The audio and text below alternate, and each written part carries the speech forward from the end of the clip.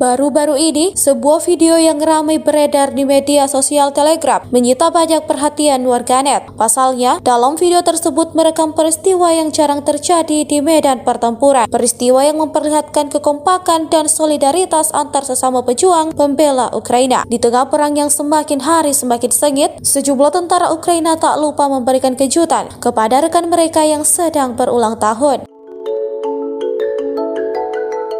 Salah seorang tentara Ukraina yang sedang beristirahat di dalam parit yang ditutupi selimut itu dikagetkan dengan datangnya sejumlah prajurit Ukraina yang membawa kue berupa wafer yang dibalut dengan snack lainnya dan tak lupa lilin di atasnya. Mereka kemudian mengucapkan selamat dan saling bersalaman. Namun, warganet dibuat salah fokus dengan parit Ukraina yang ditutupi dengan selimut. Banyak warganet yang bertanya-tanya, apa fungsi dan tujuan tentara Ukraina membungkus parit mereka dengan selimut?